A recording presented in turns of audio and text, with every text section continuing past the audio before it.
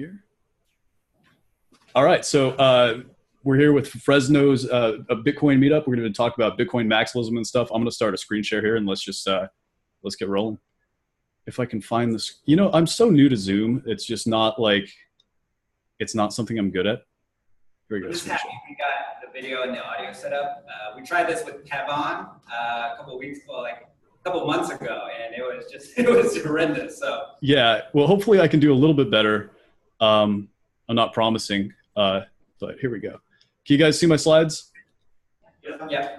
All right, cool. Can you still see my slides? There we go. All right. So yeah, I'm Nick Baldwin. Website is nickincolor.com, or follow me on Twitter at nickincolor. I'm an artist. I do mixed media acrylic on canvas. So I do cryptocurrency related paintings like this breakup of Chris and John Seth. And also I'm one of the founders of trustlessapparel.com. We're an apparel brand for the Cypherpunk lifestyle, which, there's a lot of Bitcoin and Ethereum and, crypto t-shirts, but they mostly just have like a logo on it. They don't actually represent the culture. So we were like, oh, let's do it. So that's where Trustless Apparel was born. We're doing a Lightning Network promotion in the next few days. If you guys want to learn to do Lightning, we'll be teaching you. So check us out. Anyway, today I want to talk about understanding the Cypherpunk ethos, because a lot of people hear about cryptocurrency and they kind of come into this from mainstream media, or they hear from, there's a lot of disinformation and bad information in the space. And a lot of people don't really understand where Bitcoin comes from and how we got to where we are today as an entire sort of culture. So I want to sort of talk about that, clear up some misconceptions, and give you sort of a mental framework that'll help you to become a better trader in crypto, and to just sort of help you sort of have a better, I guess, working understanding of the entire space. So the Cypherpunk ethos really started in like the early 90s as the GNU software movement was coming into prominence, 92, 93. That privacy is necessary for an open society in the electronic age is sort of the core principle. But we can't trust governments to protect our privacy. So the idea was to start to use cryptography and signature schemes and these other sorts of electronic tools to protect our privacy. Because without privacy, you can't have an open society. You do need anonymity or pseudo-anonymity for things to actually work. So this is just a little quote from the Cypherpunk's manifesto. I'm not going to read it. I'm sure you guys have already all read it. So anyway, it's really cool to actually look at that movement, because that's how this all really started. Before there was Bitcoin, there were a few other electronic cash systems that were tried. The most notable is e-gold. Does anyone know what happened to e-gold? Did it go into prison? Yeah, they got raided. It was not a good time for them. That's actually sort of the history of how Bitcoin started. But anyway, I'll touch on that in a minute. But with this entire space, I'd like to emphasize that ignorance is really a choice here. There's so much information out there, and there's a lot of bad information. If you want to get away to actually know things, it's important to plug into the community. Really, it's like Kurt had already said, that you guys have sort of a core group of people who actually participate and want to learn more, and then you have people who show up because they want to like say that they have something to do with this whole blockchain boom or whatever it is.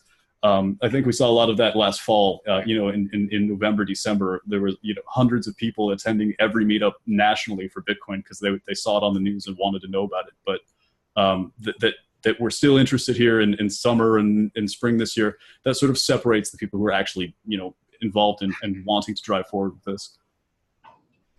So Bitcoin's history started really as part of the Cypherpunk movement. This idea that we needed to have decentralized electronic cash and censorship-resistant technologies, and that you can't trust government. Even if you have a particularly good government, you can't guarantee it's going to stay that way.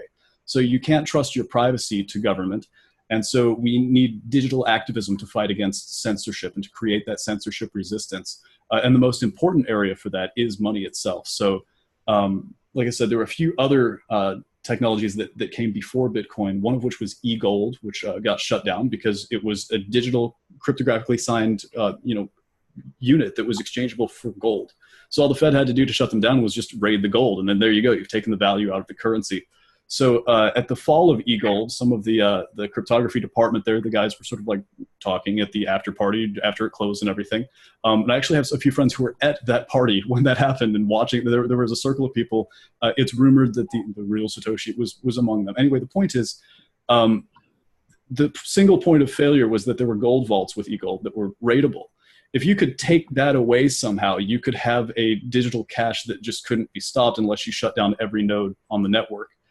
So then you don't really have to trust a government not to shut it down because it's almost impossible to shut down. So creating that resilient technology was sort of the challenge at that point.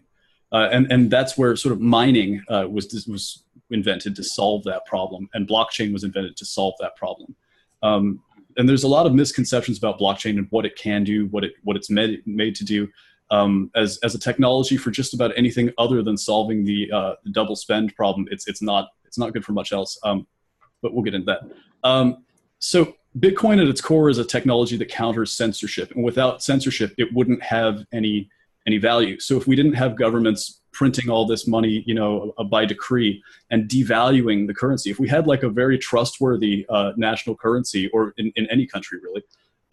Or if there weren't so many regulations and taxation and all these incentives to launder money and hide money, Bitcoin wouldn't exist.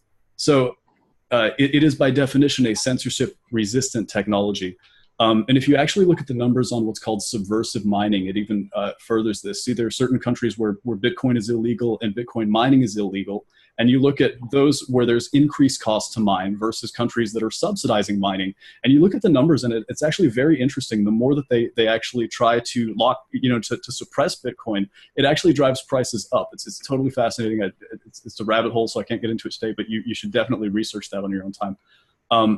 So anyway, it is by definition a censorship-resistant technology. The more that you try to suppress it, the more you're increasing the incentive to mine Bitcoin, and you're increasing the rewards for it. So it's not going to go away anytime soon. And the idea that legislators really threaten it is something that you shouldn't take too much interest in. Anyway, the blockchain industry is hype and garbage. This is something that a lot of people really don't like to talk about, especially because of the current blockchain boom. But I think it should be addressed. And not a lot of people are coming out and saying this. Blockchain was solved to solve the double spend problem, or the Byzantine generals problem. Now, are you guys familiar with the Byzantine generals problem and how it works? I can't. Anyone? You can go over it. You can go over it. Okay, so it's basically all of blockchain is applied game theory and distributed consensus. So in distributed systems, there's this problem that's existed, and it's pre-Bitcoin. This has been a problem for a long time. The Byzantine generals problem, and it's based on this old sort of thought experiment that if there was a city that was being sieged and there were 10 generals in a circle around the city, and they wanted to overtake the city, they would succeed if all of the generals attack at the same time, but they would fail if, 1, 2, 3, if a certain number of them did not agree, and unless they all attack, they're not guaranteed a success. So with all the generals being separate, how can they know that there's a consensus for every general to attack at the same time? And that is the Byzantine generals problem. If you think it goes more in depth, like how do you trust that your messenger isn't a spy, and that you tell them, okay, go tell this general we're attacking tomorrow night, and so it breaks down into game theory and all these little charts and diagrams of what can go wrong and how it can go wrong. And computer systems and in networking and distributed systems, people have been trying to solve this problem for a very long time. Because how do you know that the same problem that applies in that thought experiment applies with networks and with network messaging? So blockchain and mining specifically created a way to solve this, where by having this arbitrary math problem that all of the mining, all of the miners are competing to solve, they verify the transactions according to the Merkle root, and then they compete to solve that block. That amount of energy that they're burning to solve that block secures it against counterfeit and fraud, because it wastes. You have to waste a lot of electricity to mine each block. You'd have to waste even more energy to fake or to forge that block, and so that was the solution to the Byzantine generals problem, or to the double spend problem. And that's the real innovation behind blockchain is wasted energy, in a sense. So this is also why Bitcoin has more of a future than any other token project out there, is because Bitcoin has the heaviest blockchain. There is the most amount of burned electricity and resources and expense in creating it. So it has the most verification and security behind it. So when you hear about the blockchain industry and all of the other uses of blockchain, you have to remember that what makes blockchain work is wasted energy. So tell me which technology industry is driven by bloat and wasted energy, right? Like database systems are designed to be light, efficient, and fast, like Postgres or MySQL or any of these. Well, MySQL not so much anymore, but you see, we've got all these technologies about creating the fastest data infrastructure, or then you have blockchain, which is deliberately slow or deliberately inefficient. It doesn't take too much from there to realize, like, wait, there's really nothing here. So it's really this boom of the blockchain industry and this narrative you're hearing in the mainstream media about, that Bitcoin may come or go, but blockchain is here to stay. They're right that blockchain is here to stay, but it's Bitcoin's blockchain that's here to stay. It is actually Bitcoin that gives the blockchain value to begin with. Now, the benefits, though, that you can get from blockchain about security and solving the double spend problem and all of these other things, you can have those same benefits just by using Bitcoin's blockchain already. So the idea that there are enterprise uses for blockchain is totally valid. There are a lot of ways that you can, if you have a freighting or distribution, shipping, logistics, all of these different business use cases that need a distributed ledger and they need time stamping.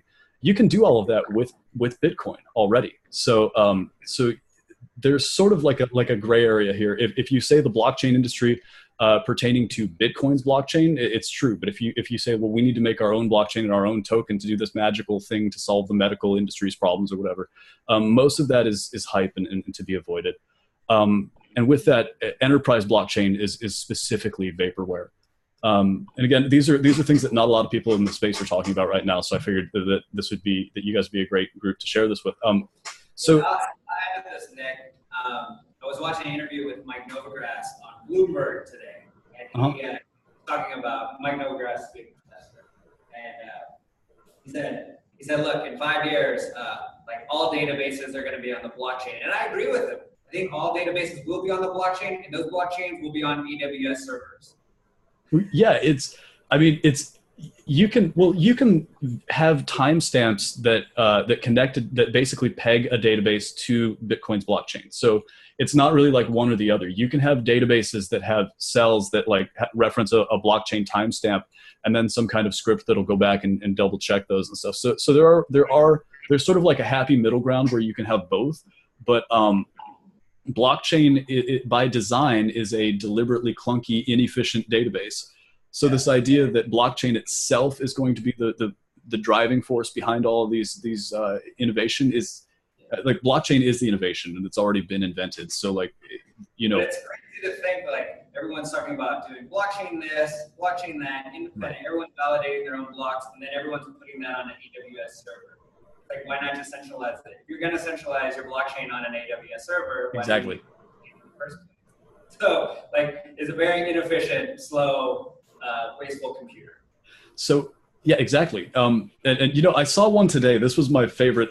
Did you guys see? It's called Veriblock. They're just in pre-mining right now. Have you heard of this? Is this the one where they like proof of proof is their thing?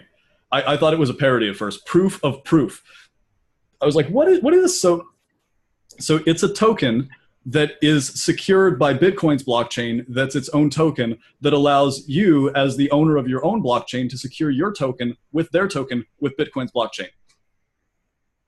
So it's a peg for a side chain, but it's its own token and its own blockchain that acts as a peg.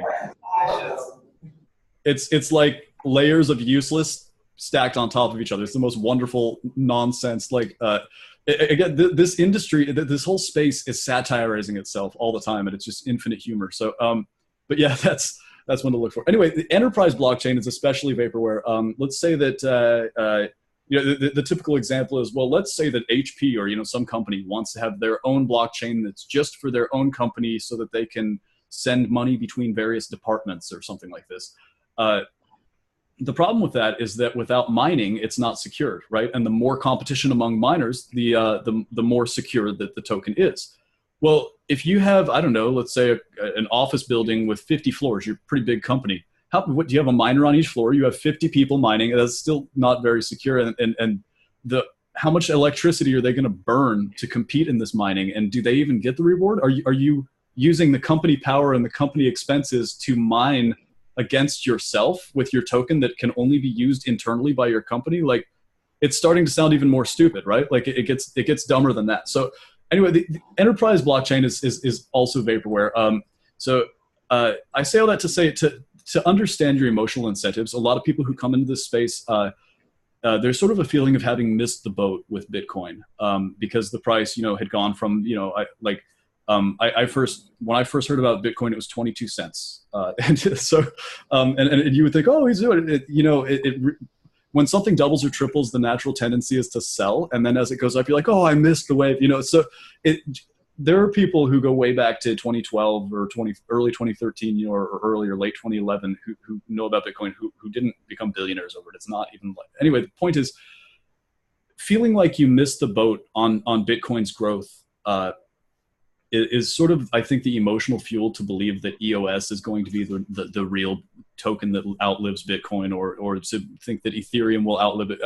And so you have this sort of vested interest in believing that it's not actually Bitcoin, which works against you, actually. If you look at Bitcoin's growth on a logarithmic scale, you can see look at the left column here. You have 1, 10, 100, 1,000, 10,000. This is a logarithmic scale. So you can see we're pretty linear on a logarithmic growth pattern here.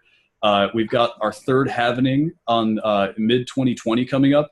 If you look at the historic spikes after each halvening, it's huge. I mean, Bitcoin is your winning horse here. So there's not really a reason to be, I'm not saying you shouldn't trade cryptos, but to be very clear that Bitcoin is the entire purpose of your trading. You're just trying to leverage up the amount of Bitcoin that you hold before the house of cards falls with all the shit coins, basically. So the goal is to acquire more Bitcoin. When you're trading, when there's this new ICO, there's this new exciting thing, by all means, and put something in it, because a lot of them do pop and great things can happen. But you should know that you're trading pink sheets, and that Bitcoin is really the one that will be here. And that's just because of the nature of it. The heaviest blockchain is the one that has the most verification or the most proof in it. This is where you are having now, like that Vera block that I just talked about. You have actual blockchains that are based on, Bitcoin is the real thing that verifies everything. So our blockchain will verify and post things to Bitcoin's blockchain and verify that metadata was posted. You see what I'm saying? Their whole value proposition is we'll put it on Bitcoin's blockchain for you. Like, I don't even know what to say. Anyway, so Bitcoin is the one. Do all your trading to increase your amount of Bitcoin holdings. I was just gonna say you can do that now with Ethereum for like a couple of pennies in their API. Yeah. Oh yeah, you can do it with open timestamps too. I mean, trade into the Bitcoin root, right? So right. Ethereum, and there's no ICO. Well, actually, no. Ethereum did do an ICO. Yeah. I have a question. I'm just curious about. So I think I touched on the coins that are pre-mined versus coins that tokens like on the ERC20 blockchain, aren't mined, right? Sorry, so mined tokens versus like smart contract tokens like ERC20? Yeah, because all the coins on their ERC20 tokens, are those, I guess I don't understand how those are mined. They're actually purchased, so you use Ethereum to create the token. So you burn Ethereum to create your own token. So that's why it's relatively burnt. They have it. Yeah, they have it. And then they spend the gas to give it to whoever buys it. Yeah, so mining, I mean, they're just selling. Yeah, there's some companies that they create their ICO token and then they create their own blockchain later, right? So I think EOS is one of them where they did it on Ethereum and then they did their own thing. Right, so ERC20 and these other sort of smart contract formats allow you to create your own token that's backed or is based on the Ethereum blockchain. So they're really just smart contract based and they're not mined. What a lot of startups and these projects have done is they use an ERC20 token as a fundraiser to get started, to get the funds together to make their own blockchain, and then they try to move from the smart contract token to their own mainnet or their own test net and then a mainnet. And you see all these rollouts that are trying to do that. Many of them fail their rollout and then their token value collapses after that. I mean, there's a bunch of honestly, if you're trying to do trades to acquire more Bitcoin, the best time it's a good time to short or to just sell right before their testnet or mainnet launches happen, because that's when you get maximum hype, and then you miss that disappointment threshold of like, well, okay, now we're on mainnet, now what, you know? Because it's not like their blockchain has some kind of thing that adds more value to a blockchain than what Bitcoin's blockchain already does, right? Like so. But certain coins on, ERC20, like the coins that form their own blockchain, those would have to have a use case that would, make that beneficial, right? Have a blockchain. Sorry, part of it is the microphone. I didn't really hear the question. Kurt, do you have like a way to turn up the volume on the mic at all, or like the gain? If you want to just get closer. Yeah, I'm just asking what coins that decide to form their own blockchain, that will not only work on coins that having their own blockchain actually has a purpose. So I think the question is like, does a company that launches an ERC20 token form their own blockchain have a purpose? Like, is there a purpose for them doing their own blockchain as opposed to staying like an ERC20? As opposed to staying on ERC20? Yeah, I mean, they do it because it makes your project seem more legitimate. I mean, most of these projects are, the goal is to just create a cryptocurrency and a floating value token that they make a lot of money on. I mean, they make money from having a token that they can inflate and pump up the price up. I mean, that's the game. The supposed value of their blockchain is what their fundraise is based on. So when you're going to do an ERC20 token and you say, oh, it's going to be the greatest, we're going to make our own blockchain that's going to, catalog music videos and YouTube videos so that they never get lost and they have immutability. I don't know, it's some kind of pitch like this. They're really more creating their own blockchain to fulfill the promise of their pitch, or at least to seem like that's what they're trying to do. It's whether it was as valuable or more, whether they're ERC20 or have their own blockchain, it's really arbitrary, because most of these tokens, the value is that it's a fungible value routing token, but that's already what Bitcoin is. So it really is just sort of a race to build a better mousetrap, in my view. But there is sort of an incentive to go from an ERC20 token to your own blockchain, just to fulfill the sort of promise that your project had to begin with. Whether there's any utility in having your own blockchain, a lot of people think that there is. I don't. Any of the things that these newfangled blockchains do, you can still do on Bitcoin's blockchain. Like, for example, most people don't know that you can do smart contracts on Bitcoin's blockchain. Like, did some of you, did y'all know that? I knew that. Okay, yeah, I know, Kurt, I know you did. But yeah, Bitcoin actually has its own smart contract language. So Ethereum came out and was like, I invented this, and it's like, no, you did not. So it's, like I said, there's a lot going on in the space, and it's really interesting. So I want to kind of segue to money laundering. I had given a talk that was, it was originally titled "How I Learned to Stop Worrying and Love Money Laundering," but then Meetup didn't like it and they kicked it back, so we changed it to "Art Theft, Money Laundering, Drug Dealing, and Blockchain." You kept the title for us. Do what? They should have kept the original title for us. Yeah, right. Well, I wanted to talk about just like Cypherpunk ethos and stuff too. So I didn't know if that was going to be the topic or not. But so money laundering is really central to understanding Bitcoin and how its value got created. Did anyone know? Just show of hands, what gave Bitcoin its original boost in value? Silk Road. So the reason that Coinbase and all of their executives are making a lot of money is because Ross Ulbricht is rotting in prison right now. Like, Ross is the reason that we're all here even talking about Bitcoin right now, because Silk Road, as a drug dealing marketplace, is what built that original value in Bitcoin. because having a censorship-resistant digital exchange of value is only good if people are actually using it as a medium of exchange. And so being able to buy and sell, mushrooms and MDMA or whatever online is basically what originally drove the value of Bitcoin. So the entire, blockchain boom and all this sort of stuff happened because people were buying drugs online. So we've got that to thank. And this ties in nicely actually with the history of anti-money laundering. Do you guys know where the term money laundering came from? No. So it all started with Al Capone. Al Capone was actually using laundromats to launder his money. That was the first way of taking your money that came from illegal activity and making it seem like legitimate streams of income. So they bought up a bunch of laundromats and brought the money in through there. And that's actually where the term money laundering came from. Contrary to popular, like a lot of people think that it's about clean money and dirty money, and so you launder the dirty money to make it clean. But all of those sort of terms came later. It actually was just because he had laundromats. But anyway, a lot of people think of AML in terms of like catching the bad guys who do the illegal things.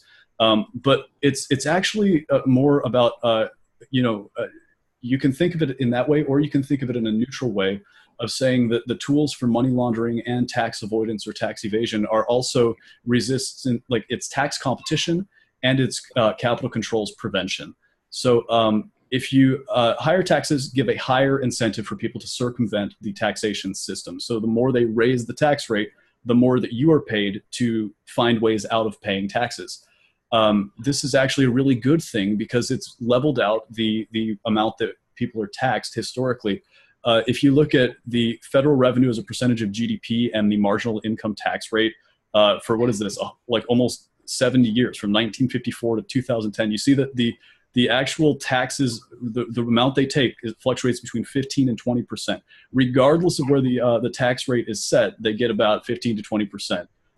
Which means that, there's sort of a natural boundary to how much people can be taxed. If you lower taxes, the revenues aren't necessarily tied to that. And that's because, again, you raise the incentive for people to circumvent the system, and they will.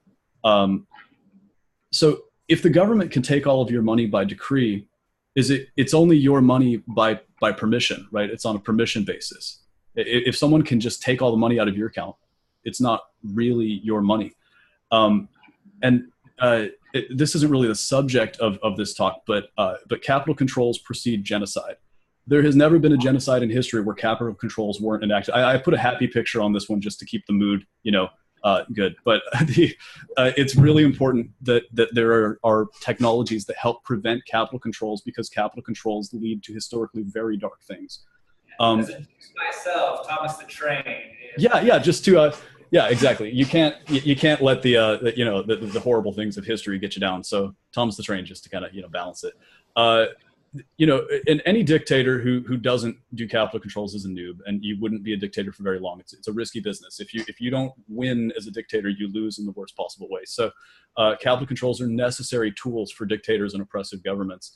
And again, if you want to have an open and free society, you have to have technology that combats government's ability to censor money, speech, all of these things, and privacy itself. So fungibility. I know that there's a lot of talk about fungibility in the crypto space, but a lot of people aren't as familiar with the concept. So a good example of fungibility, just by definition, it means that things are exchangeable in kind for another thing. So like 5 pounds of coal is exchangeable for another 5 pounds of coal. There's not really a difference. Like $20 is $20. It doesn't matter if it's singles or fives or tens or whatever. But it also applies to like networks and things like that too. An example I like to give is that for Christmas when I was 18 years old, my grandmother gave me $200 cash, and as she handed it to me, she said, "Now don't spend any of this on alcohol or pot." And I was like, okay. So I actually had my own place at the time, and I took the $200 and I paid my electric bill and a few other things with it, and that freed up $200 other that I spent on alcohol and pot. And that's the point of fungibility, is that if you have money coming in here, it offsets expenses here that you can spend this money, it frees things up. Everything should be interchangeable for others. And so anti-money laundering software is really a problem for this. If you look at the way that the banks and the know your customer laws are working, they're actually trying to to track money or Bitcoin that's sent from wallet addresses that it knows are on Agora or any of these other sort of Silk Road type marketplaces. So they'll flag certain Bitcoin as being bad Bitcoin or good Bitcoin, and that's seriously a problem in terms of the integrity of the network. Because if somebody pays you in Bitcoin, you have to know that you're going to be able to take that to Coinbase, Gemini, whatever, and convert it back into fiat, or else it's, you know, you're just going to have to keep it as Bitcoin, which it's a whole nother tangent. I won't even go there. But if they start flagging some Bitcoin is good and some is bad, you can't really trust it as a payment medium anymore. So this is why even if you don't intend to buy, you know, some crack online or whatever, like most of us do, you still want there to be some, you know, privacy with all of this. So even serial numbers on US dollars are used for tracking for money laundering purposes and stuff. These are all tracked by the Fed. So to even cash is not anonymous, but anonymizing systems are really central to protecting Bitcoin. Let's see, I already talked about this. These slides are more just to help me stay on target. Let's see. So there's also such thing as non-fungible tokens, which I just want to mention. So if you create a token to represent a trading card like Rare Pepes or any of these other sort of, anyone into crypto rares here? Is it? No. Do you guys trade rares, like crypto rares? Like Rare Pepe, I mean, Crypto Kitties, kind of. Bitcoin? No, nobody. Okay, so the idea of a non-fungible is a token that represents either a digital or physical art asset, basically. So I'm an artist. I do acrylic on canvas, and I have a token that goes with the painting. That token actually becomes a way to trade the painting on an exchange later if you want to. But it also is sort of like a transferable certificate of authenticity that prevents counterfeit or theft of the piece. So that's actually going to be a huge problem solver in a lot of industries moving forward. So, you know, I said there is no such thing as a blockchain industry. That's sort of like half true, and I phrase it that way for convenience. But for example, Louis Vuitton, if they wanted to have like Louis Vuitton coins, so when you buy an authentic LV bag, you get a token with it that proves that it's the real thing. These sort of systems are going to really cut down on, you know, copyright infringement or counterfeiting and these other problems that have historically required government and all kinds of laws and all kinds of other things to solve. These are all going to be solved by blockchain tech. So there are lots of uses for blockchain, but we're really talking about things that are essentially backed by Bitcoin or issued against Bitcoin. So layer 2 scaling. This is actually how anonymity and privacy is going to be returned to Bitcoin largely, aside from like zero knowledge proofs and privacy coins themselves, which is sort of a different topic. If you have your transactions that are happening on the blockchain, but on your sort of other layer, your Lightning Network or other networks that are based on Bitcoin and can be reconciled to Bitcoin, but these transactions aren't on blockchain, those transactions act as an anonymity layer for the blockchain. So that's going to really help in terms of these know your customer laws and these other anti-money laundering technologies that are hurting Bitcoin. So yeah, let's see here. Yeah, so these are my talking points. I'm sorry, like I said, I had a couple minutes to make this, but anonymity and offline transactions, off-chain transactions. So your Lightning Network and other sort of side chain and ghost chain and like vapor chain and drive chains and virtual drive chains. There's all kinds of new stuff that's going to be coming out that that'll blow your mind in terms of layer 2 solutions. When people hear layer 2, they think mostly Lightning Network, but that's just the first. It's definitely not the only. And it might not even be the first now that I mention it. Anyway, in terms of developing, like,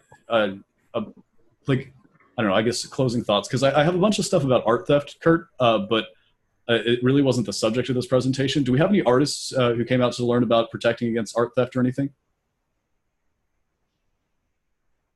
No. Okay, cool. Then. Guys, I have thought about this a little bit, you know, as far as you know, you have a piece of art, you have a token that's issued with it, is like the event of those two items being separated, right? Or losing the private key. Right. And what is like the implications of the like if you own a Picasso that has its own token, but you lose the token or it gets hacked, like what does that mean for the actual Picasso itself? Like I've been thinking about this a lot, and I'm not sure I have the answer to it. I kind of want to get your thoughts on that as the actual artist who's issuing tokens Yes. So there are ways to do it, but none of them that I know of that don't have sort of a central point of failure. Like no system is perfect. It's just better than what we have, right? So if you have like a car and a title and you lose the title of the car, you can go to someone and get like the title reprinted, I think, right? But I don't know. I've never tried it. I don't want to try it. I just really take good care not to lose a title. And I think it's sort of the same thing as if you had a token for an original Picasso, like don't lose it, you know?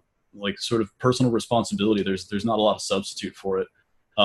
If we're entrusted to sort of protect our own privacy, that takes, you know, being responsible for your privacy and for the assets that you are protecting. Because if you don't have some kind of system, if you, for example, there's a lot of people who have a lot of crypto holdings and they don't really have a good system if you know, for their spouse. So if they die, their spouse doesn't even know how to like decrypt their paper wallets. You know, if you're in that kind of situation, don't be. You know, it's really a personal responsibility thing, and there's no substitute for it. But I think that the tech will get better. I mean, but I don't know what it is. And this kind of reminds me of is the diamond industry. And there was a blockchain that was going to do diamonds on the blockchain. But I actually know a guy who owns diamond mines. And, you know, I asked him about, you know, when they serialize it with like a laser.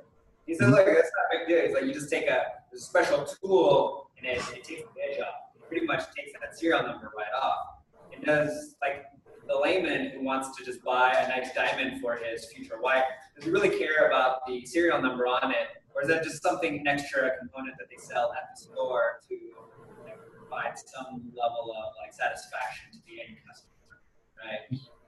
You know, I don't know with the diamonds example specifically how to answer. I think that trying to do supply chain on blockchain is a bad idea anyways.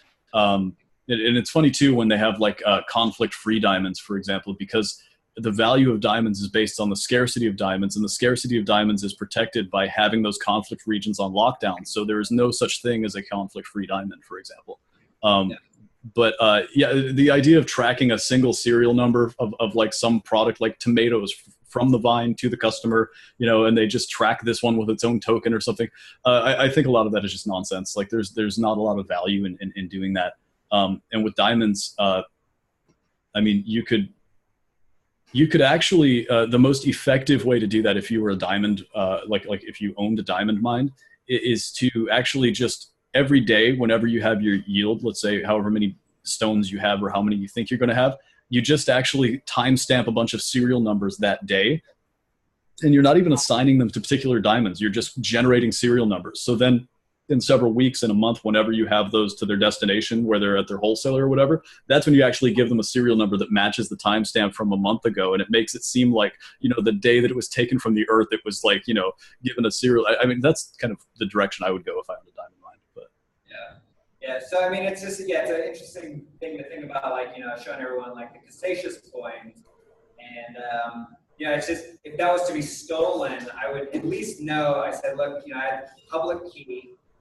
And you could essentially, the only thing you could really do is, hey, you report to the police, and then you go to the team and say, hey, like, or you could at least watch the public key move, right? So, right.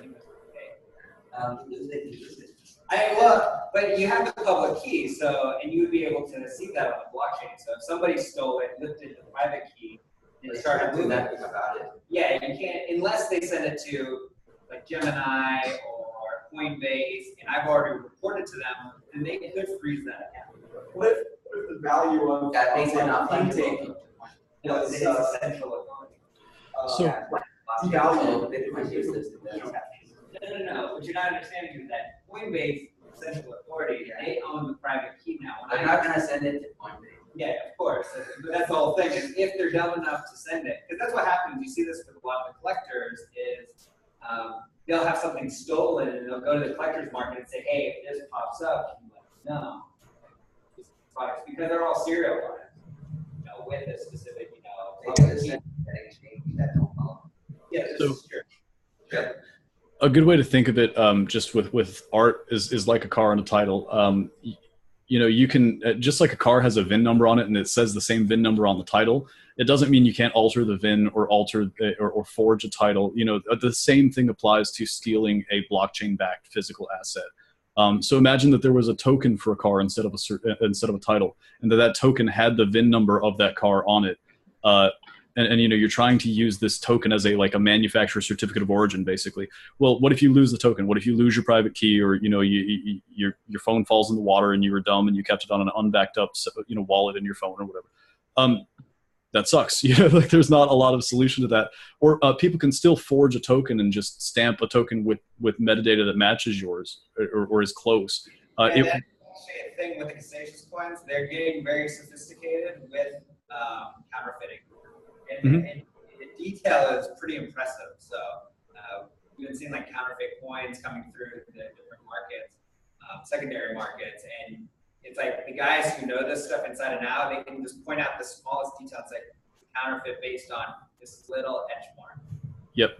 Yeah, it's amazing. And so, you know, I think that a lot of the old world ways of catching counterfeit will still apply, you know, even when we have blockchain backed art. The pairing problem of if you sell a painting and you have a token that's supposed to be the token for that painting, how do you link the two together? Well, you kind of can't. You're basically trusting your art buyer to when they sell the painting to also transfer the token and to not lose their keys and to just be a responsible steward of their own property, right? So there's not really a perfect way to join the two so that they'll never be separated, because you just can't guarantee such a thing. There makes sense like a third party that could see that and devalue that. Sorry, so if you lose the token, does it devalue the art? Is that what you said? I'm asking, between two people or two parties, but if you have a third party that is kind of the authority for painting, don't centralized system. Yeah, you can do that. So you can have an issuing authority. So that's actually if you're an artist and you're actually giving tokens with your pieces, you should really have one wallet that all of the tokens for your pieces come from. So then people can see that it was that sender, and that basically verifies, okay, this is an official token because it came from the same wallet that all the other original tokens came from, with the correct timestamps. That basically validates what you're looking for. But you can have, if you if one of my buyers lost their token, I could reissue them a token from my own, and you would know because it was from the original, it would be from the same address that the original one was sent from, that it was either a really good forgery or someone took me at gunpoint and made me make another token. You see what I'm saying? But yeah, you can do that. But those are sort of centralized, right? They have a single point of failure, and they require a single trusted authority to issue those things, which I guess if you're an artist making paintings, you are the centralized trusted authority because you're the one who created the original piece to begin with. So, but yeah, that is doable. The question I had, and I think we talked about this a little bit, was the current state of the art industry as it's kind of controlled and monopolized right now. Right? So a new artist coming in, breaking into that industry is a little difficult. I can't remember. We talked about this a little bit. I can't remember why, but you're talking about like a centralized entity. Oh, right. Okay. Yeah. So I tell this story sometimes. I have a friend who owns an original Monet, believe it or not. But the problem is they can't get it certified as an original Monet because there's like really one person. There's like two people in the world who have authority in the art world to actually say, oh, that's an original Monet. So it's a problem, right? So because for them to do that, they want to own 80% of the piece. So they say, oh yeah, I'll say it's an original Monet, but you're gonna cough up the 80% of the equity in the piece, and then we're gonna sell it. And so like, unless you sign the dotted line for that, you're not gonna get it. So it's just this piece that's out there that's not going to be part of the official catalog of Monet's work ever, which is horrible because it's anyway. The point is, yeah, there are a few people, and there's also sort of I didn't really get into it in today's slide deck, but the history of money laundering and art are very interconnected, and also offshore financial centers, because an art piece is a great way. It's a store of value. It's also an investment vehicle. And it's a very convenient way to take large amounts of value and move it across borders. So because of all these things, the art world has had this sort of natural love affair for centuries, really, with money laundering and with moving large amounts of money. a lot of priceless art actually came out of Nazi Germany. So when all of your horrible stuff was going on there, a lot of the wealthy Jewish families that were being taken away, their art was confiscated and then sold on the international markets and stuff. This is so before there was cryptocurrency to move money, quickly. There was basically diamonds, gold, and paintings. So all of those systems and the people who were involved in that are, all those networks still exist. They're social human, networks like anything else. So the art world is still dominated by those people and has been for a long, long time. The new sort of there's sort of a new renaissance though that's coming about with crypto art, because if you have blockchain to validate originals and to also create decentralized distributed marketplaces where people can trade art, well, then you don't need to go to an art consignment shop or to a gallery or to some powerful art broker to sell art anymore. You can do it on blockchain, and the more that decentralized exchanges for non-fungible art-based tokens start to grow, the more that's going to be a thing. So you could be a professional or like day trader trading art, trading tokens that represent art. It's just participation in the art world is going to grow a lot with blockchain-backed art assets. So it's going to be really cool to see over the next 5 to 10 years how the whole world changes in terms of that. And I don't know if it's going to totally stick it to the man and unseat the sort of ruling families in the art world, but it'll at least create opportunity for people who are indies to make more than they're making now. So even that is an improvement. It's the same thing as sort of, I don't think that crypto will necessarily unseat fiat currencies around the world. Do you think that things like that are, that use case for art would work with maybe like a kind of governance token? Sorry, are we talking about blockchain governance? Is that? Yeah, I mean, I guess is there any relation to that with, what you're saying? Okay, with blockchain of like eliminating the supposed need for government? Well, with giving it its value, could that be kind of put into a governance? Oh, sure. So with fiat currency, it's sort of governments decree like, hey, this currency has value, but then they just print more and more of it, and they're actually, leeching the value out of the currency itself. Bitcoin though, like it is subverting central authority, and we assign value to it, just like you assign value to art. And is the value of everyone trading it its own form of governance? Well, if it were, I guess it would have to be backed by something like a state governance token. Like, if somebody stole something, it could be on that network, and they could come arrest you. Well, the idea that a currency needs to be backed by anything, when we're talking about Bitcoin, and people say, well, Bitcoin's backed by nothing, and it's like, well, actually not. It's backed by the energy that goes into mining it. There are real world resources that are consumed when Bitcoin is created, and also the value of the network. Metcalfe's law has been shown to be incorrect, but it doesn't mean that networks aren't with value. So and Safety talks about this in the Bitcoin standard, that there is no such thing as there's only what we give value. Like people say, well, gold has intrinsic value, and that's not true. Like we assign value to gold. Yeah, well, we assigned it the value. We could have assigned it to anything, right? But everyone just kind of agreed that gold was that's precious. Now used as opposed to this is. Yeah, it's actually an interesting question. So if we're talking about what you put value in, this is something that a lot of the Austrian economists were having a lot of discussion about. It's something they call the diamonds and water paradox, where water is something you actually need to survive, and diamonds are not, but diamonds are so much more valuable than water. To explain that, a lot of people said, well, it's scarcity. Water's abundant and diamonds are scarce. It's like, well, let's say that water was more scarce. Would that make it more expensive or whatever? And basically what they come down to after just all this, like, it's pages and pages of economic debate. I don't recommend even reading it, to be honest. But what they come down to is that the reason that diamonds are valuable is because people expect it to be valuable in the future so that it can be used as a medium of exchange. So the value of a thing is based on its anticipated future value and how many other people share that same anticipation of its future value. So like with gold, we say, well, it's always been valuable, therefore it should continue to be valuable. And so it is. It's sort of like a placebo or like a sugar pill is how money works. It's very strange. And Bitcoin is like real world proof of this. You know, when the Genesis block dropped and just everything started happening, nobody really thought that it would work, right? For years. I mean, even on the news today, you'll still see people go, oh, this is all going to collapse or it's not going to work. But money is this very paradoxical thing. Yeah, so I mean, it is interesting, and I think, you know, if you can figure out the whole token and art thing, then I think that opens it up to real estate. Because that's where like everyone. But this is the big question: like, if you want to do real estate on the blockchain, how do you deal with lost tokens? How do you deal with like dates in escrow that assign? No, there's going to be no token. Yeah, this is going to be on Ledger. It's going to be on public ledger, and it tells you who owns what real estate.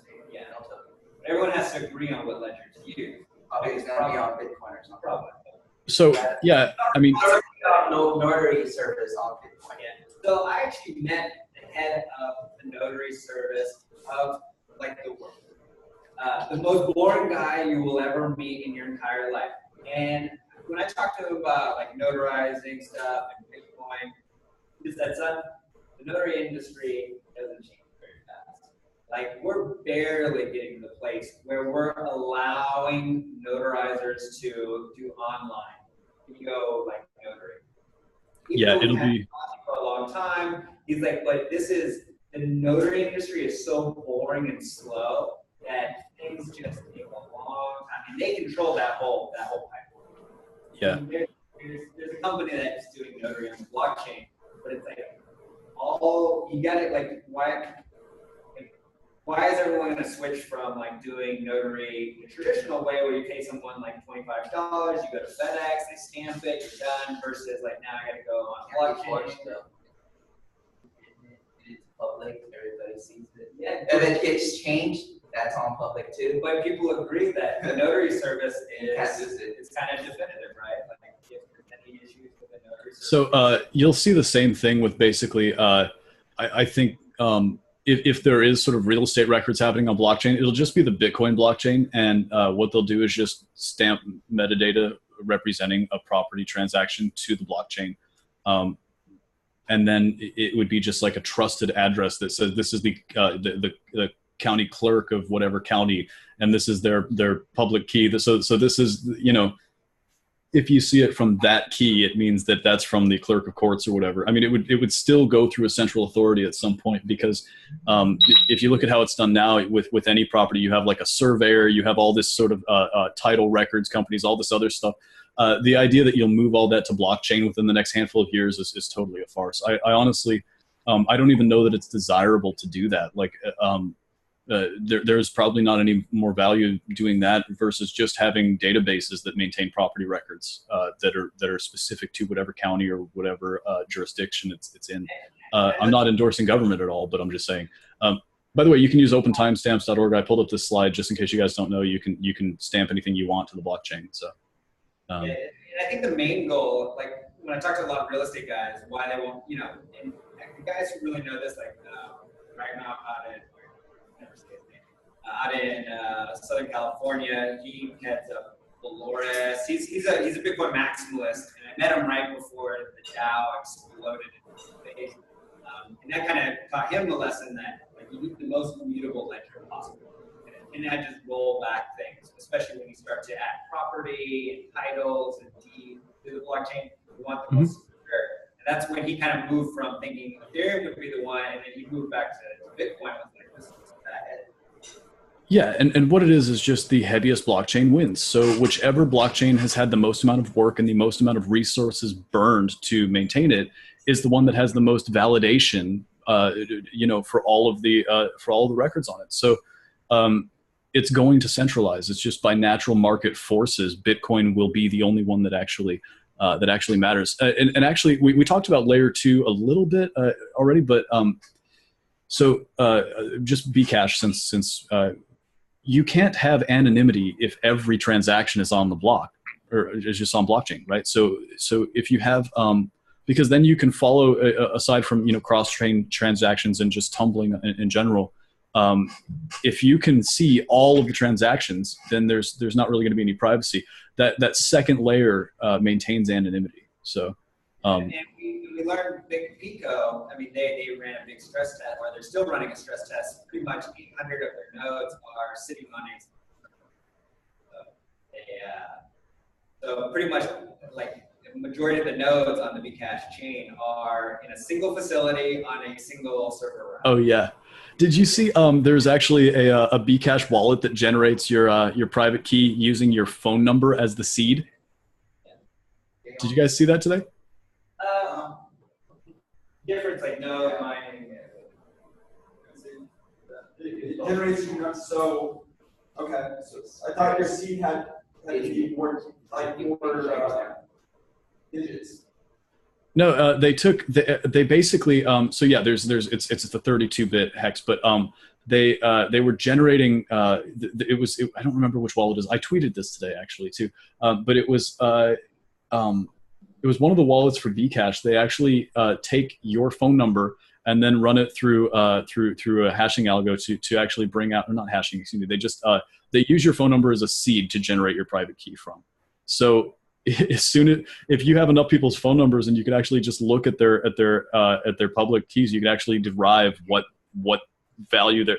I mean, you're basically taking someone's phone number and multiplying it by something to derive. I mean, that's basically what they're doing. So it's super vulnerable.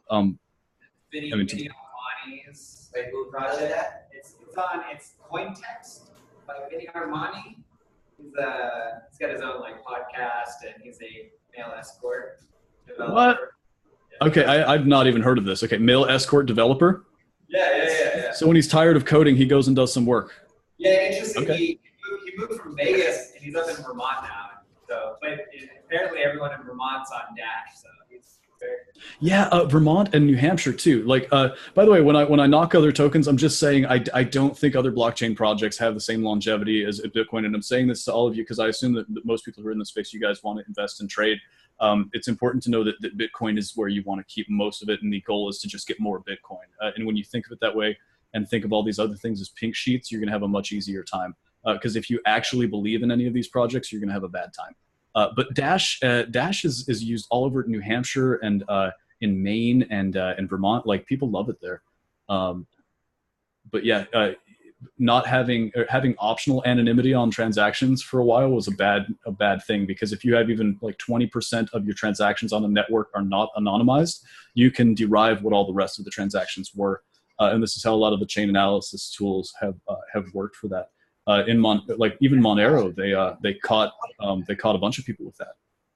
What are your thoughts on Wimble port? I'm sorry, on what? The second layer. The Mimble chain. It's actually not going to be a fork, and it's not going to. Do you know what? I actually haven't looked into that enough to comment on it, to be honest. I just a lot of side projects I don't pay enough attention to, even because I try to focus on what I am focused on. But I wanted to say what he so anonymity only matters when you leave the ecosystem, right? When you go back into fiat, that's where like all the police are capturing everybody, right? Correct. Yeah. All this information. I mean, they know where things are coming from, and then they can kind of gather information. But if you never leave the ecosystem, you can stay pretty like pseudo-anonymous. I mean, there's ways to link transactions, and if you have a whole bunch of like dark coins and then like clean coins, and then you move them all together, then everyone, they know your Gemini account and yada yada. That's one thing. But if you look at all the reports of people being arrested, you do things like they did a cash transaction in person, right? And then there's just a lady today in Los Angeles. So yeah, she got arrested for money laundering. I think. For local bitcoins. Yeah, local bitcoins. And what they did is they just set up an 8-minute and give her like over $10,000 in cash, and she didn't register, and they set it up. Yeah, if you do 10,000 or over, you have to register as a money services business. By the way, the licensure is not as expensive as you would think, but I mean, that doesn't mean that I support the actions of government cracking down on peaceful people. But all this in Europe was they worked with like not worked with local Bitcoins. They used local Bitcoins and they were purchasing. They were like, hey, we'll buy your Bitcoins for cash. And that's how they're capturing all these guys. Had they never come out of the ecosystem, I don't think any of them would have got caught. Yeah, there have been. So I don't know if you've seen this article. I pulled it up because it's on point right now. So Bitcoin adoption in Conway's Game of Life. If you ever played Game of Life, but the only use for the AML laws and all that is when you're on the on-ramps and off-ramps to the blockchain ecosystem. And I say that as in because you can trade Bitcoin for any crypto, any token out there. So once it's in the crypto space, that value is there, right? So it's only the on-ramps and off-ramps that they can police. So eventually, the only time they'll be able to catch you is when you go from cash to Bitcoin or from Bitcoin to cash. So otherwise, there's just no point. So the more that people start accepting Bitcoin as payment, the less that those laws are even going to matter to begin with. And also, like I said, the layer two tech that's being rolled out is going to really speed up increase the anonymity of transactions, anyways. So the idea of having privacy coins, I think they're still going to have their place, to be honest with you, but it's going to be a lot easier to maintain privacy, anyways. So is that another Merkle root with the second layer? Is that how it works? The smart contract. No, well, there's a lot of ways that layer 2 could work, so layer 2 is sort of like a blanket term for anything that is basically an off-chain transaction. There's like, for example, side chains which use transactions that they call pegs, which sort of anchor value from the blockchain, and then you can mine a side chain once you've pegged to Bitcoin's blockchain. Which is actually what this Veriblock token I told you about is doing. They're basically their own blockchain that acts as a peg. I mean, which is ridiculous. But anyway, yeah. So layer 2 can really is a blanket term to describe a lot of stuff out there. So I'll remove this Game of Life slide, but you should read this article. It's a great one about just money laundering laws and their relevance, anyways. Because once people adopt Bitcoin and crypto everywhere, there won't be really a need to turn it back to cash. So these money laundering laws aren't going to be that relevant anyway.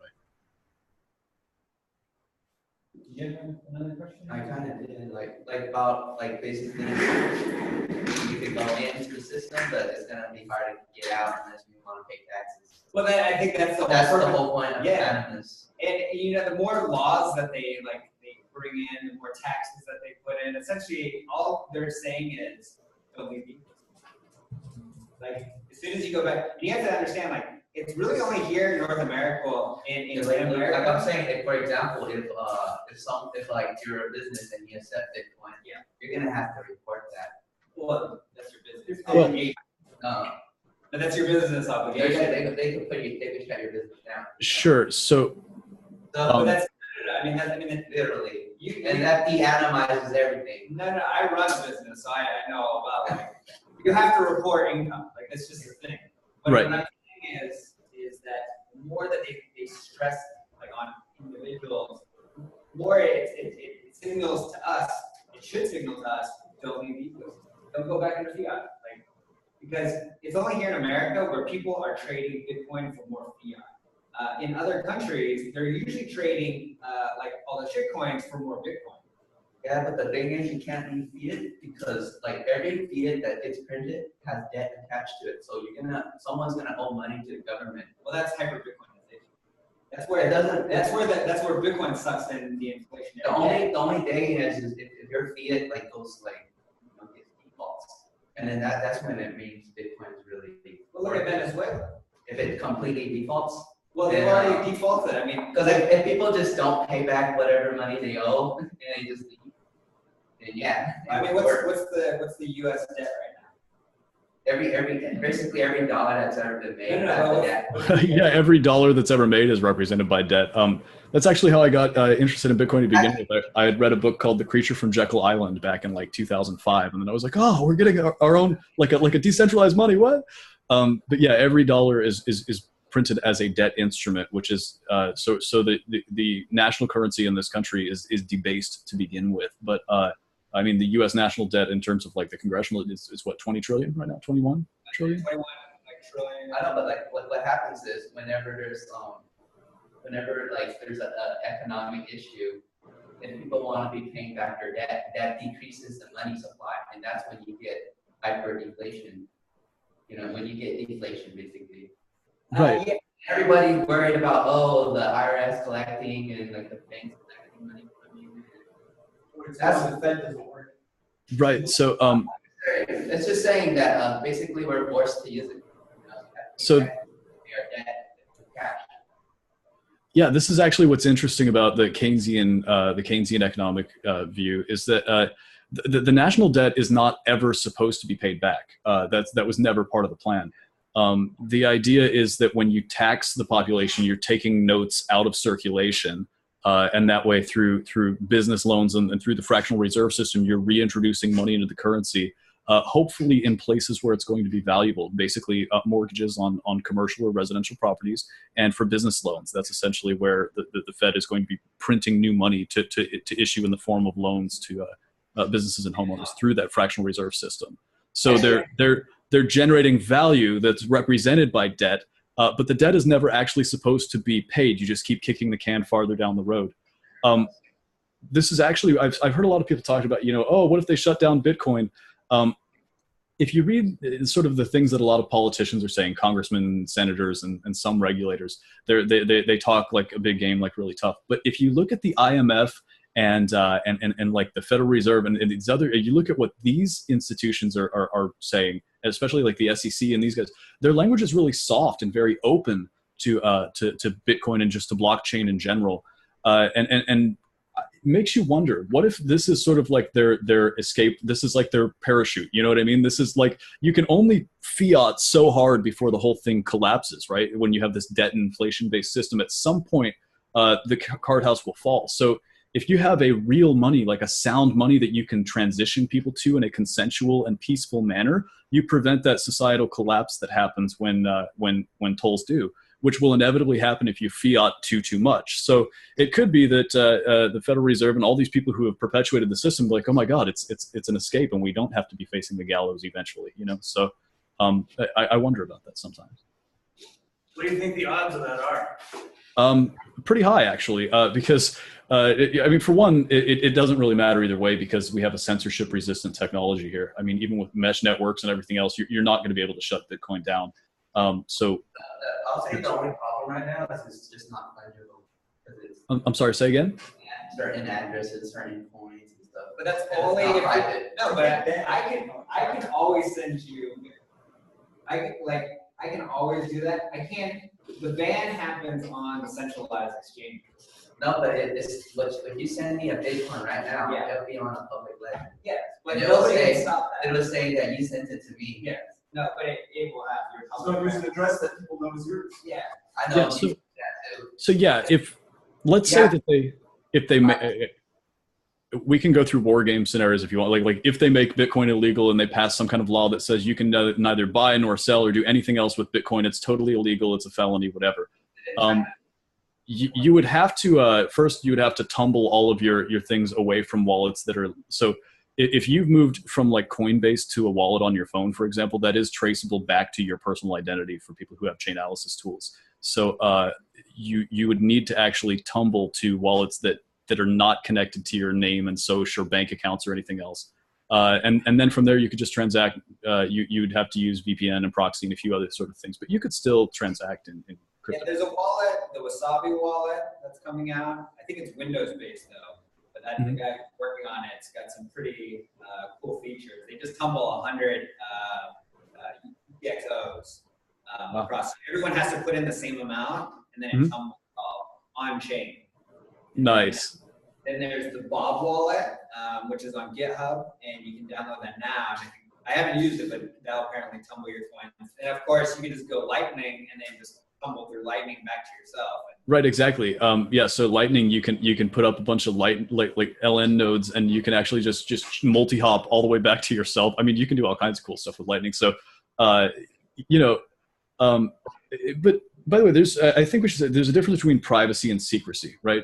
Privacy doesn't mean you do anything wrong. It just means unless you have a right to view what I'm doing or some kind of reasonable excuse to, we've created this, the society is going this way where we have complete transparency to government, but government has like no transparency toward us. And it should really be exactly the opposite. And so the cypherpunk movement is sort of bringing privacy back to the people. And that's just vitally important, especially in this era of like the Internet of Things and how much like data that we're leaking to third parties every single day. It's insane. With that said, I'd like to also just let everyone know, Cody Wilson did win in his lawsuit in the United States with the government. They crumbled under his pressure, and now it is totally legal to put 3D printed weapons online. Wait, what? You can sell 3D printed weapons now? You can't sell it. You can put the digital file online now. What they did was Cody Wilson put the original 3D gun the Ghost Gunner, right? And the government made him take it down. He fought a 2-3 year battle, spent millions of dollars, and essentially used free speech as a way to protect our Second Amendment. So the First Amendment protecting the Second, when usually it's kind of the other way around. But yeah, with like even before 3D printing, like just just a metal lathe, and you're pretty well good to go. But I guess that's a whole other subject matter. But yeah, if you're interested in 3D printing guns, sign up for Defense Distributed. Apparently, it's a whole forum where you can go learn how to 3D print. Very cool. All the files are outside. And that's actually something, I guess, since we're talking crypto anyways, a lot of people feel like if they're especially just getting into cryptocurrency now, that they've missed the boat.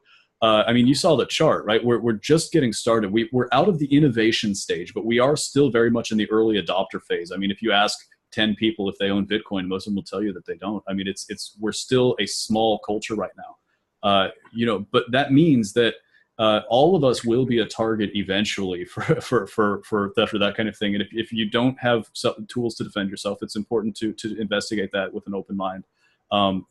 Anyway, yeah. So, yeah. Anyway, yeah. Yeah. I guess Whoa. What do you mean? I'm not following you. Are you saying if you're dealing in Bitcoin and you have a wallet that you have to defend it with a gun? You may become a target or something. Oh, a target for attack or for theft. Yeah, there's a lot of people. So like documented your privacy. Oh yeah, it's increasing a lot now because especially if you're public or vocal or give speeches or talks on blockchain technology and that kind of thing, which I do, you're going to have a bad time at some point because there's people doing home invasions and kidnappings and stuff to steal Bitcoin from people. See, if you try to like rob a person and rob their bank account, the bank has security systems to protect that from happening. But with Bitcoin, if you get someone's private key, you can just dump, you can take all the money from the wallet, tumble it a few hours later, and you're good to go. So there's been kidnappings happening. A few weeks ago, it was a friend of a friend in Miami. There's been, in Vancouver, another guy got taken. People are being like held hostage in their own home or being kidnapped or having their children threatened. Your physical safety can be threatened from being in the crypto space right now. I think that once there's more and more adoption, it won't be as much of a problem, and there will be, the free market provides, as they say. I think there will be plenty of ways to protect your crypto holdings other than just by having paper wallets in your house. But right now we're still kind of in a Wild West phase. So it is important to look at whatever security measures you need to take to be prepared for these sort of eventualities. You really want to know about, just look up on Bitcoin, Reddit, the time traveler. I use there's a really good forum where the guy claims to be from the future. And, everyone needs massive security because Bitcoin became over $1 million. Yeah, if Bitcoin really. Oh, go ahead. Sorry. Oh, and he also said nobody wants to spend money.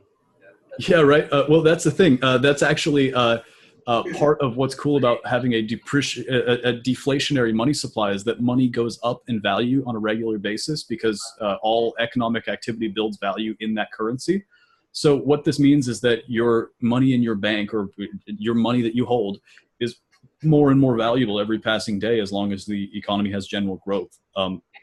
which is just amazing. So it makes you more prudent with your purchasing decisions, which means that products and services have to be higher quality, or else people won't be convinced to spend them. You'll see less rent-seeking behavior, both in government and politics, and in I think a lot of corporate jobs are very rent-seeking. You know, you have an army of $50,000 a year people who basically do nothing. In a lot of, you know, if you've ever worked a corporate gig, you know what I mean. Like it's that kind of just that sort of behavior isn't going to happen if you have money that's more valuable every single day. It's really on a fiat system that you see that.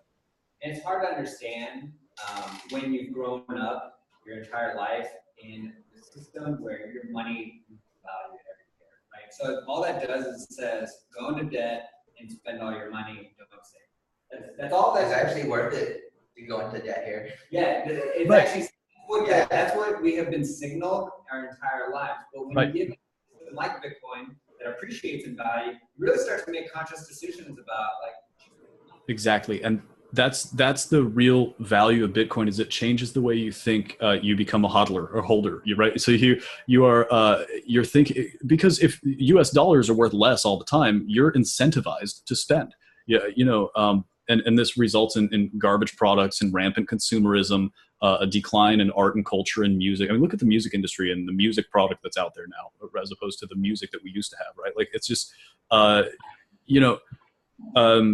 fiat just trains you in this debt-based society to just consume and spend and spend and spend, and that's what perpetuates our debt-based currency.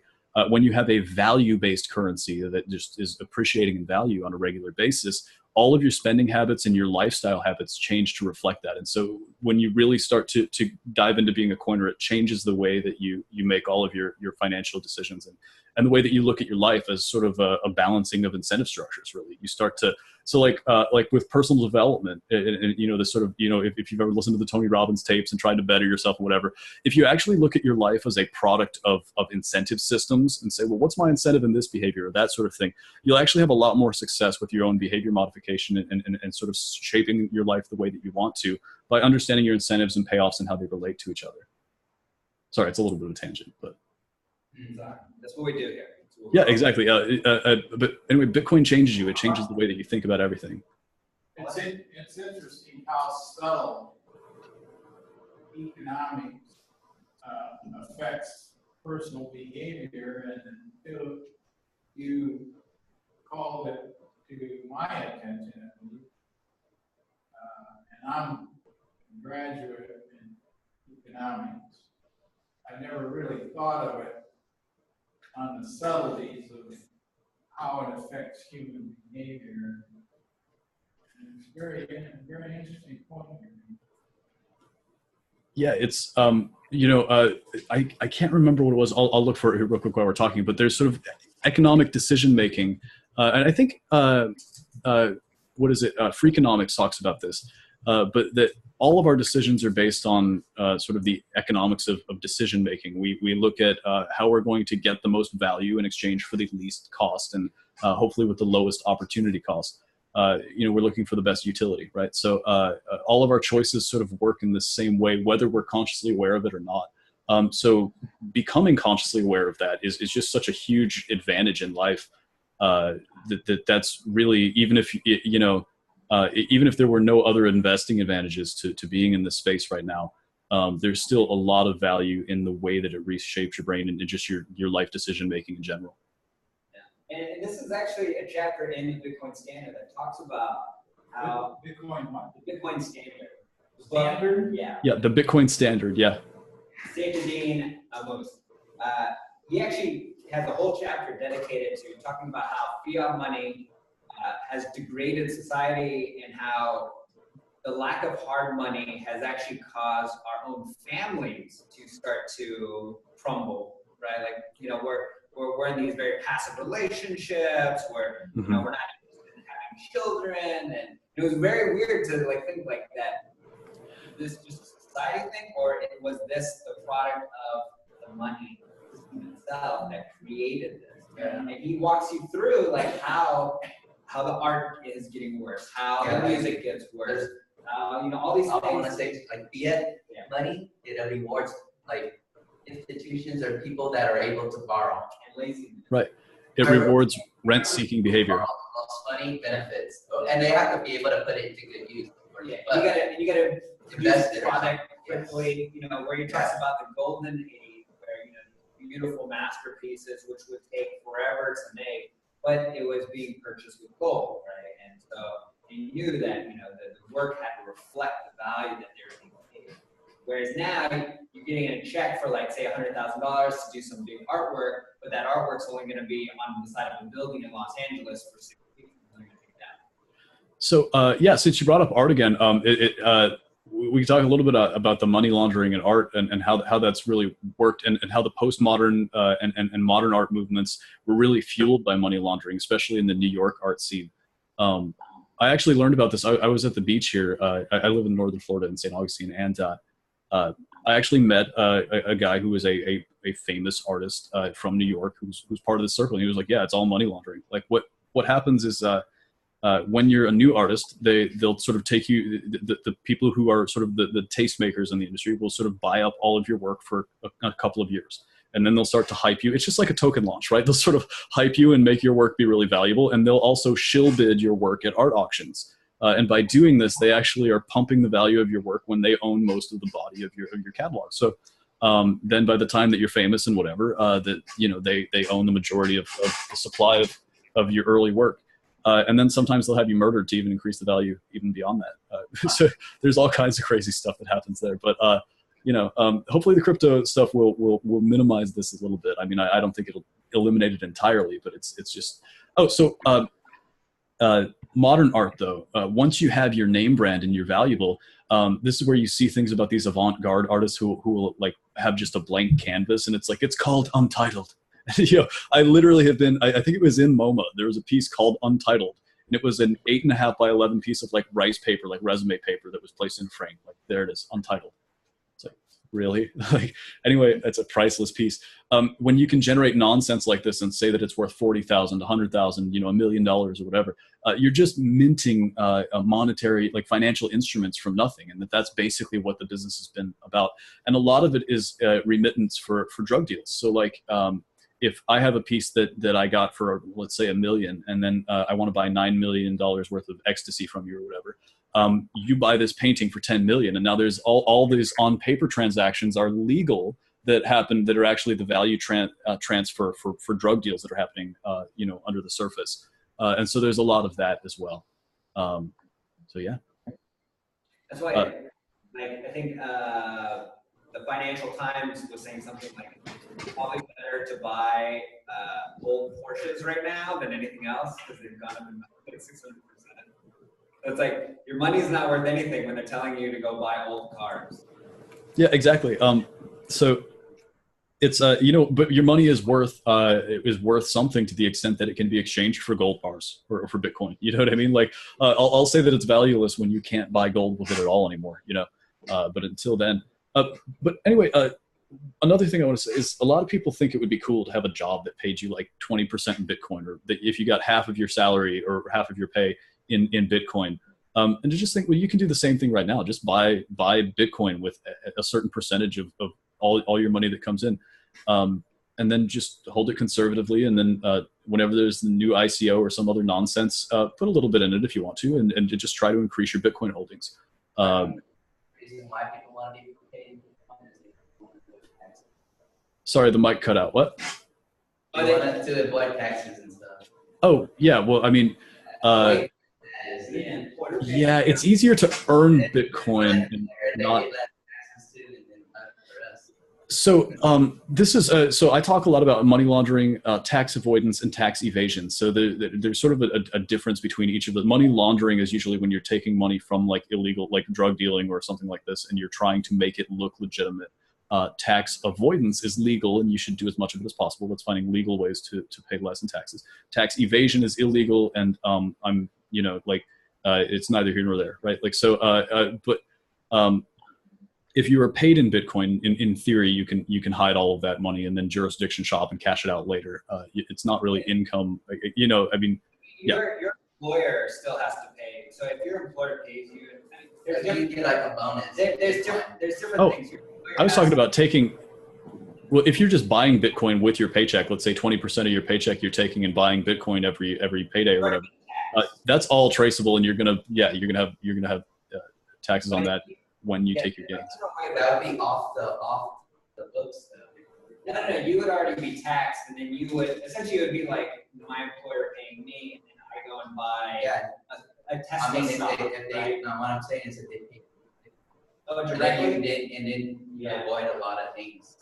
but they can get audited, and they have to buy that Bitcoin, right? Mhm. So there's kind of the hops that it has to go. Like Yeah. they can't just acquire Bitcoin from nowhere; they have to get it. There's a high likelihood that if you wanted to be paid directly by your employer, they'd probably use a third party like Bitwage. And I actually used to have a Bitwage account where I have my paycheck. And because all it would be was the company that I work for, Yeah, the ACH an account, and Bitwage, it's a Bitwage account, and then they essentially pay me in Bitcoin. So it's a direct deposit into like Bitcoin. That's all it is. The problem with Bitwage is the fees got a little high, and it was kind of weird how you get paid, like especially when the market was like fluctuating a lot.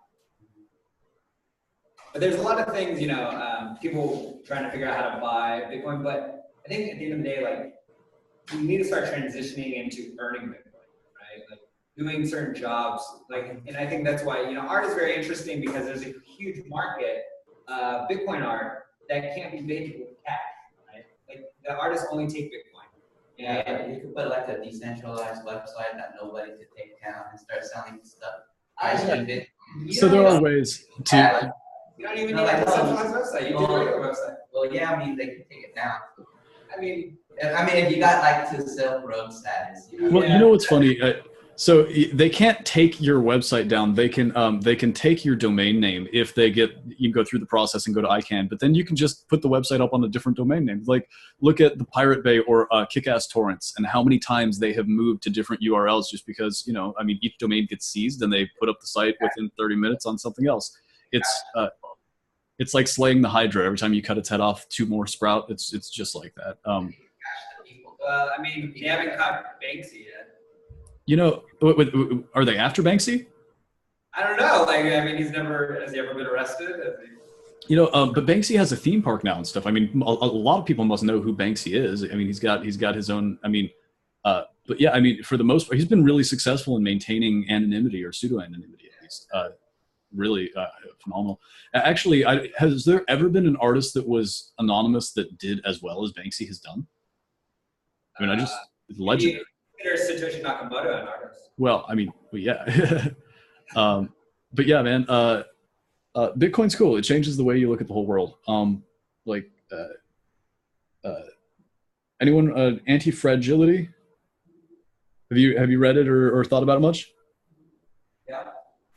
Yeah, just the idea that the Anti-Fragility. It's who's the author? Talbot.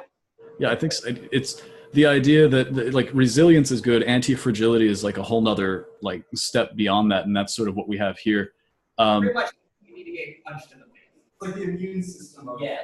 If you bullied and all the anti-bullying stuff isn't good for it gets society. stronger the more you hate it, the more you try to attack it. Yeah, like everyone's gonna get punched in their face one day, and you gotta just know that. You gotta deal with it. And if you all this anti-bullying stuff's not helping kids. The world is a mean place. And these kids. I thought you said anti-fragile. Yeah. That's the whole. Okay. That's the whole point of it. The point of Bitcoin was like, the more you try to censor it, the stronger it gets. Well, that's the whole thing. It's being attacked every day. It's like the kid who gets punched in the face every day, and now he's Steve Jobs, or he's and next thing you know, it's like Bill Gates, and he's taking over the entire world. Bill Gates, Elon Musk, those guys all got picked on. Elon Musk particularly got beat up pretty bad in high school, in elementary school. He was got ass kicked like on a daily basis. Yeah, well, I have a theory that the anti-bullying campaign is actually to make people more dependent on government. I'm kind of like that to think that anyway. But if you think about it, it used to be that people would resolve their disputes amongst each other, and even kids on the playground. It's like, hey, hit me. It's like, well, hit them back. But now with these anti-bullying crusades, it's like, well, he hit me. It's like, well, then go to a centralized authority who will give him a slip and send him to the principal's office and send him to counseling and all this. We tend to go to an intermediary or to an authority to resolve even the most minor disputes. You know, it really is sort of training a helplessness in kids rather than training them in standing their ground and being confident and standing up to a bully, which is the actual behavior that reduces bullying. If you create an environment where everyone's going to their teacher to like, you know, oh, save me from the bully, you're actually creating people who are easier targets for being bullied, and you're going to be increasing the amount of bullying that we see. And especially with sort of social media and this sort of thing, you see all these people get these kids, like it used to be. I mean, I remember for me, you know, when you get home from school, it's over, right? But now because these kids go home and they go on Facebook and Twitter, they're just bullied 24/7, and it's horrible. You know, assertiveness is really important, and it's a shame that they're not instilling those values in kids. Probably going to bring them to rely on the legal system and people getting and all that. I hate that legal system. So That's why so many tokens that are shit coins are failing, while Bitcoin is not, because Bitcoin is fragile and tokens into any kind of problem. They get stress tested and they fail. Right. And it's really cool too, because every time that new investors come to the space and they lose a bunch of money on something like that, we're creating a stronger, more resilient community, because they either fizzle out and disappear, or they go, you know, I should have read a book or two and known what the hell I was doing before I went really hard on some brand new newfangled thing. And it encourages them to learn and to actually be part of the space, because with this and with all Bitcoin meetups, you see this, like all the ones in Florida, certainly. It's like you've got sort of your outer layers of people who come and go, and then you've got people who really dive into the subject and learn as much as they can, and it's absolutely life transforming. But most people don't really want to apply themselves to learn, you know, and this is why I say ignorance is a choice. You know, it's a bad choice too, incidentally. Yeah, it makes me wonder if the DAO did not get rolled back, would it have gained dominance over Bitcoin, right? Versus them bailing it out, and it just created this weird rift.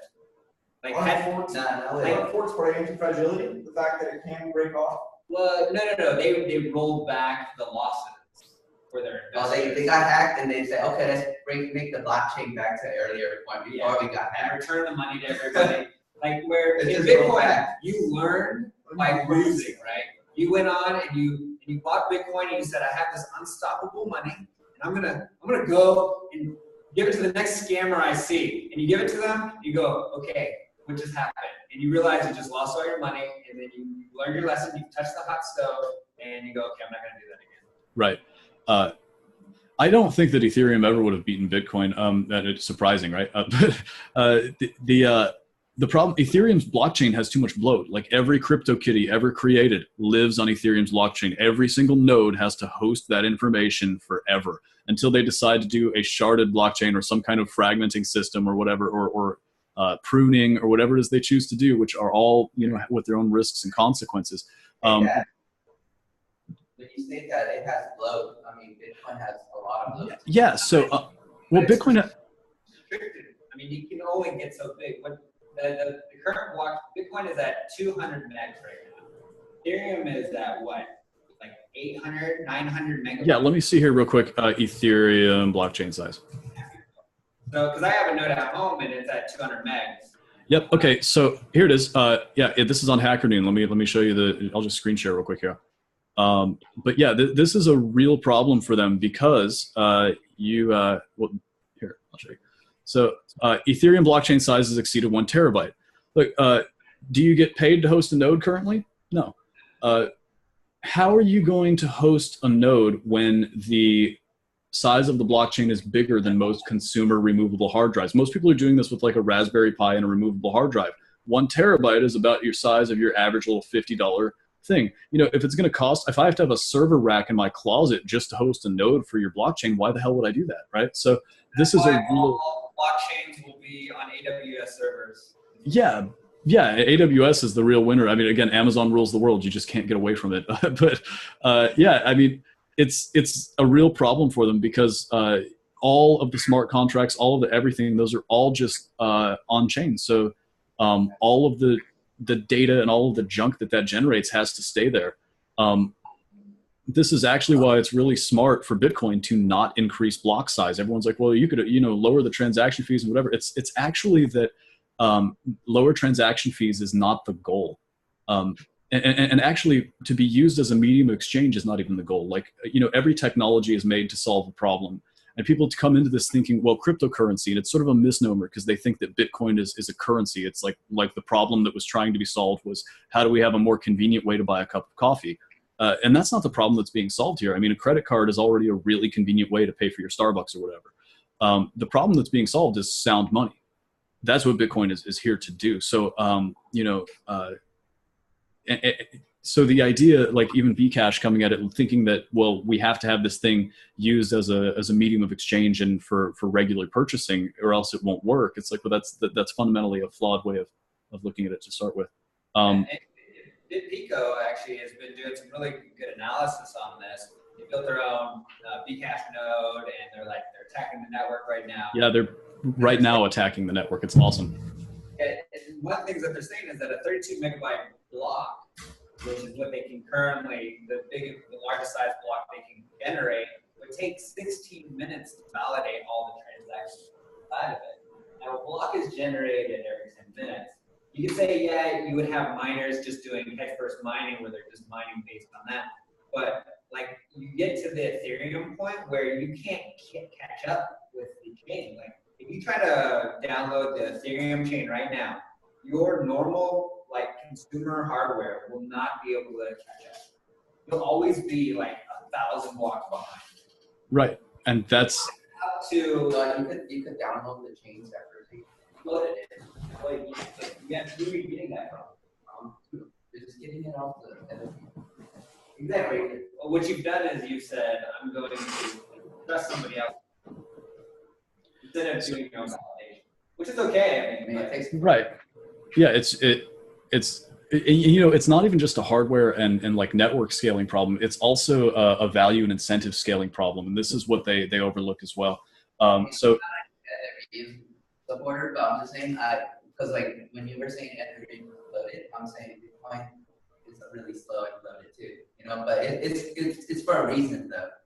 Yeah, Bitcoin does it because they want it to be but if safe. They want it to be how do you have a chain that goes for 100 years? Just say in 100 years, Bitcoin would be massive. Yeah, so right. You got to keep it as small as possible. Right, exactly. You want that smallest. You're only trying to have just that single grain of truth, as small as you can make that, and you can have other layers of systems under it that are rooted on that primary layer. So that's the idea of layer 2 scaling, and eventually layer 3, 4, whatever. I mean, but we can all just say those are all layer 2. Consumer hardware here in Fresno, it's going to take probably 3 days to validate the entire Bitcoin blockchain. To validate Ethereum, never catch up. Even if you download the main file and then you're actually at whatever block, it's going to just keep going so fast that your computer can't keep up with validation because you're generating a block every minute. So another issue with it is the scaling of value. So the value of a transaction fee for someone who's buying a cup of coffee is only worth whatever it's worth. I mean, what it would be 5-20 cents, something like that. I mean, there's a certain price ceiling you're going to hit there if it's just a transaction fee for buying a pair of socks or whatever it might be. So if you have a finite block size, and you're not just going to keep making them bigger and bigger arbitrarily. If your protocol says this is the size of a block, whatever that may be, there's only a certain number of transaction outputs that can go on any given block. You're trying to raise the amount of those transaction fees so that your miners get paid more and more for that block, right? Because if Bitcoin's supposed to just scale indefinitely and go up in value indefinitely, like a never-ending Ponzi, right? You have to have something that backs that value. And so instead of having each transaction output or on each block represent one transaction, what if it represented 10 transactions or 100 or 1,000 transactions? Like this TXO is a peg for a side chain that has 100,000 transactions on it. Well, now the price that I'll pay as a transaction fee for that one transaction is certainly not 20 cents or 50 cents. It could be thousands of dollars, and I'd still be making profit as sort of a data processor or a payment processor for all of this stuff. So you've made an entire financial network for the world that is still anchored to blockchain. So then each block, the value of how high the transaction fees can go on that block is immeasurable. So in theory, you can have an unlimited amount of value on a given block without increasing the block size. So now the incentives scale. but you need a layer 2 solution to make that work. And at $1 million, one Satoshi is 10 cents. Well, I mean, yeah, at some point it gets ridiculous though, right? Like if we're to say once Bitcoin's, $500,000 or whatever, what is the value of one transaction?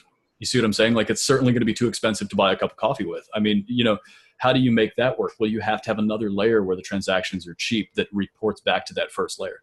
And so it's not just a matter of scaling the amount of like disk space it takes to store the blockchain, but it's also about keeping the value and incentive structure, where it needs to be. Would microtransactions be possible on the Bitcoin blockchain then? What you're saying? I can already make like on Lightning. Yeah, Lightning is where your microtransactions are going to really be happening. I paid for an article today. So total fee was like under a penny. So, but right now, I mean, the network doesn't have a lot of congestion in it, so you can send a Bitcoin transaction right now for 1 Satoshi per byte. So however large the transaction is. And I think I sent a transaction and it cost me 3 cents the other day. So, by the way, Kurt, can you tip the camera a little bit? I think to your right, there's a gentleman over to the side who's talking a lot, and I can't actually see him. So it's there we go, perfect. Okay. So yeah, the basically just you got to scale the incentives. It's not just about hardware requirements. It's also about making sure that all of the incentive structure is working. And so. And also, if you just keep increasing block size, that's something that if you want your blockchain to be around 1,000, 100 years from now, that's really, you don't want to start creating that precedent of just increasing the hardware requirements. You want something that's going to be as minimal as possible so that you have the most longevity. And this is what's so cool about Bitcoin compared to other projects out there, is that it moves slowly. People criticize Bitcoin even for not being as cutting edge as it needs to be or whatever. And it's like, well, let these other things try that and fail. Or succeed, and then if they succeed, we can just roll that into the Bitcoin protocol if something great comes out of it. Like if it turns out that bigger blocks is the better answer, there's nothing that prevents Bitcoin from doing that, right? So I mean, aside from obviously the political and developer consensus and all this sort of stuff, but there's nothing that prevents that from happening. So again, it comes back to the heaviest blockchain is going to be the one that survives. I mean, why did we think about Monero? So Monero, when did they start? They didn't always require privacy, right? Is it still optional, Kurt? Zcash is the one where it has Zcash. As Monero's always private. Yeah, it has permanent ring signatures. The only problem with Monero is they have a load buffer, which as they get larger, because everything's a ring signature, like their chain just grows exponentially. And this is actually a problem with Mimblewimble is that their chain is actually not that large, but their RAM memory use is like extraordinarily high. So it's like, yeah, they have a blockchain. If they use Bitcoin's blockchain today, it would only be 5 megabytes, but their in-memory demand would be like 190. I remember there was an issue where it's actually like the inverse memory use. Yeah, I know Monero actually didn't, they had some problems early on with the privacy not actually being private. And this is actually the problem with like a lot of these signature schemes is they just don't have the history that your standard signatures do. A lot of this stuff is new enough that it doesn't have like 30 years of testing like a lot of cryptographic signature schemes do. Now there's some really cool stuff coming out too. Like, I mean, if the mathematical proofs are there and everything, it should be good in theory, but when you get into that sort of like, here's this newfangled thing that we think will be good, and that's before you even talk about like quantum computing. Are you guys up to speed on quantum computing and its effects on blockchain? I can do a quick like 2-minute rundown if you want. That'd be a lot better. Yeah. Okay. Quantum computing means you can like break shock and possible that you can break something. I don't think it's still possible, but it in the quantum computing, you would essentially have the ability to break some of the shock algorithms. It's in theory. It's actually not even. That's the thing is it's not actually theoretical. It's real. So what happens is every cryptographic system is based on what's called a hard problem. And the hard problem is that problem which is just infeasible to solve. So in Bitcoin, that's finding the discrete logarithm of a of the private key, right? So Kurt, do we want to get into like generator points and private keys and how that all works now, or like? I think it would be too I can do like, okay, so like. I don't think you can still break it even with quantum. No, you have to break like several. No, it's actually, no, you don't. Not with quantum. Okay, so basically, it's hard to factor large prime numbers. That's essentially what secures Bitcoin, and it secures your private key. So if you have the public key, you can't derive the private key, and that's the whole point, right? But if using what's called Shor's algorithm in quantum computing, they can, because quantum computers don't use like 0 and 1 bits like computers do. They use qubits, which are sort of superpositions of 0 and 1. So they can be both 0 and 1 at the same time. I'll tell you how it works right now. It works by like, it uses like a sodium ion or like something. Like every time they use it, it's gone. And they need more just to do 1 bit. They'll use one atom. Right. Like you're using 256, which is what we're having to the power 2 to 256. That's like more than the atoms. Yeah, it's like 10 to the 80th. Yeah. That's why I'm saying currently we can't do it. Well, you're not, okay, yeah, but you don't actually need 256 bits to do it. You only need to be able to factor primes enough to be able to find the discrete logarithm of your cycle group. So, and this goes back to elliptic curve like math, but like point. So Bitcoin is like the elliptic curve exists within a finite field, which is like of a prime order. So that means there's like a prime number of numbers in the Bitcoin sequence, right? It's 2 to the 256. No, wait. Anyway, it's about 10 to the 80th number of possible private keys that are out there. So you can't easily guess, right? So that it's a huge number. If you it's more than all of the atoms on Earth in the solar system. In the galaxy, you actually have to go to the entire universe and the number of atoms in the universe to know how to get a number that eclipses 2 to the 256th power. Like it's unfathomably large. Like if a trillion elves made a trillion magic coins every trillionth of a second for a trillion years, you would only have about 10 to the 50th gold coins at the end of that period of time. So like 10 to the 80th is a huge number, and we could also just do, instead of a 256, we just go to 512 bits instead, like it, and then well, you just made it 10 to the 180th power of possible combinations. So that's not really the problem. The problem is factoring large primes, and so using something called Shor's algorithm, quantum computers are really good at factoring large primes, and so you can if you can factor large prime numbers, you can very quickly find the cycle group of a private key, which means you can find the generator point. You know the generator point, right? Which is G. It's just a constant in the protocol.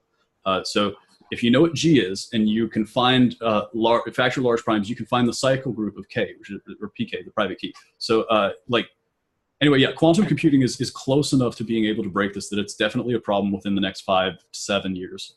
It's so much, in fact, that the NSA stopped using elliptic curve cryptography back in 2015. Russia, I think, at the same time. Like big spy agencies don't use ECC for this reason, that Shor's algorithm is going to break it. And for government supercomputers, I'm fully convinced that they already can decrypt and encrypt anything on the fly. Like, I mean, yeah, enough said. But yeah, it's spy agencies don't use elliptic curve cryptography anymore for these reasons. So. Yeah, so there are actually other cryptographic schemes that work and are thought to be, or known to be quantum resistant. One is called the Bliss signature scheme, and that's one that a couple of different projects are looking at right now. But yeah, anyway, eventually Bitcoin will have to move to a different signature scheme. Yeah, and actually, who's got a 3-part series on this? It's really good. It's Jimmy Song. He actually walks you through like what they would have to break, and essentially, like if they broke SHA-256, it wouldn't expose it. Essentially, like whatever computer system out there would have to break the discrete log product. Mm-hmm. The discrete, what's it called? Yeah, the discrete logarithm. Yeah. So you have to break that, break SHA-256, break RIP MD 156, whatever that is. So you got to break like several systems in order to just get access to some of the private keys. Right, right. And so the problem though is with quantum computing, you can take a public key or like a wallet address, and you can derive the private key by using Shor's algorithm. And we're a handful of years off from that being an actual like issue, but it will be an issue at some point. So, but Bitcoin will figure it out before it's time. And it's really, you don't have to change keys. Your private keys would stay the same. It would be the signature schemes that change. And if you had used, you'll have to like move to a new wallet. So if you had used a bunch of the old signature schemes with various wallets, those wallets may be compromised. So as soon as they unveil like the new signature scheme, you would use those to tumble to like a new wallet for all of your funds, so that your wallets weren't compromised. So if your wallet uses your cell phone number as the generator, get a new wallet. Yeah, that's a real bad idea. Like, you definitely don't want, another one is brain wallets, using song lyrics. That's also a really bad idea because,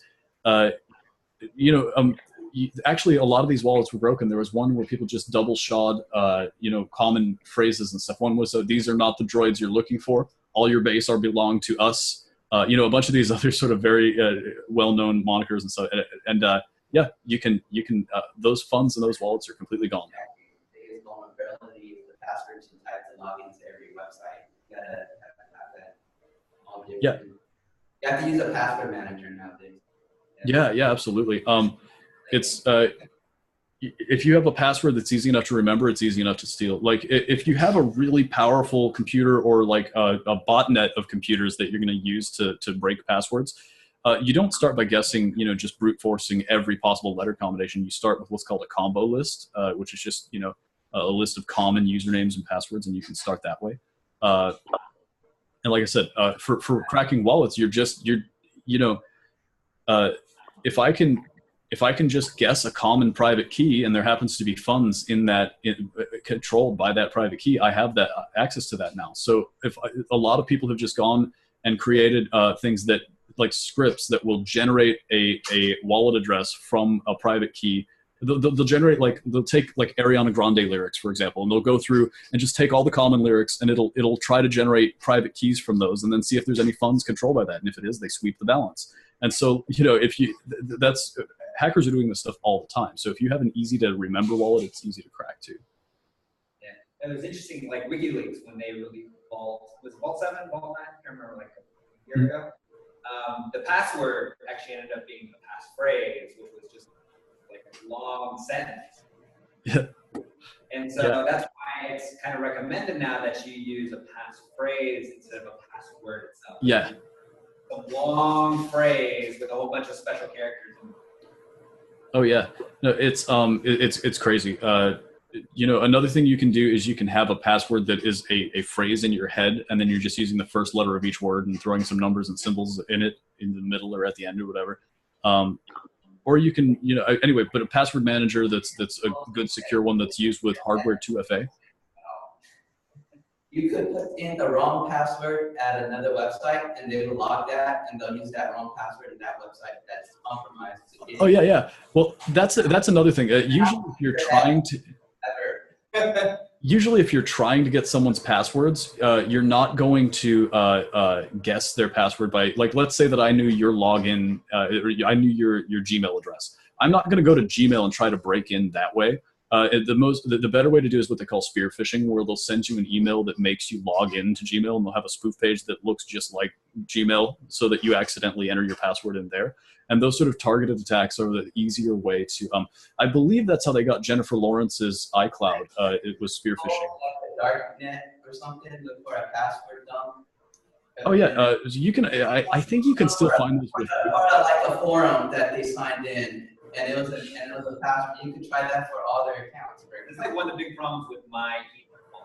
If you go to a website, like a forum or something that goes down and it got hacked, then they have everyone's passwords, and they can try that password and that email combination with every account that you have. Yeah. So yeah, if you sign up to use a sketchy forum or something like that, you can, Yeah, you can make a membership site that for someone to join that doesn't even, it's not even like if you wanted someone's PayPal password, you can be like, hey, come join this site and you'll get 50% off at Home Depot or something, and we'll give you this coupon or whatever. They might just take you up on the offer and create an account. The password they use, there's a good odds that that's the same password they use for everything. So now you know both their email address and the password they're using for PayPal, for example. I mean, you got to use different passwords for everything. It's, you know. And of all the 10 to the 80th power private key, you know, addresses that are possible, there's really only about like 10 to the 10th or 10 to the 20th. There's a small percentage of that will ever actually be used. And the patterns and predictable nature of those is the subject of like a lot of people who are trying to steal from wallets. I say steal, it almost is a misnomer, because if you write a script that is generating private keys and it's like, I just happen to generate a private key that matches a wallet address that's holding funds. I mean, I have the private key too. Am I breaking into your wallet, or am I just generating a private key that's already in use and going, money? You know, like,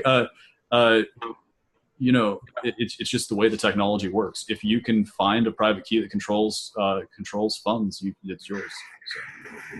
Would there be more security if you're able to have like biometric keys? For what now?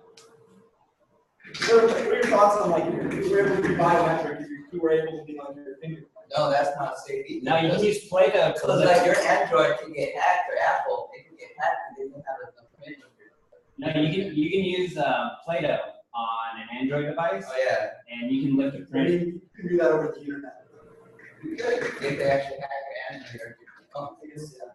Well, it's secured in a secure element on the phone, right? I mean, it's more secure than like doing the same password that everything. This is like the big debate that goes on between like the Trezor hardware wallet and the Ledger hardware wallet. Ledger uses a secure element, where the Trezor uses open source software to manage your private keys. And the question is always, well, what's better? Is it better to use the Ledger because it's open source software, or do you trust Ledger's like TPP pure element that is, you know, I forget what Intel makes it or something.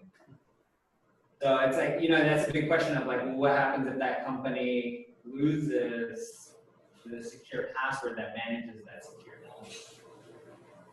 It's got the end of standard. I'm just putting this up because I'm about to stop the recording. I'm going to keep the stream open, but I'm going to kill the recording. So I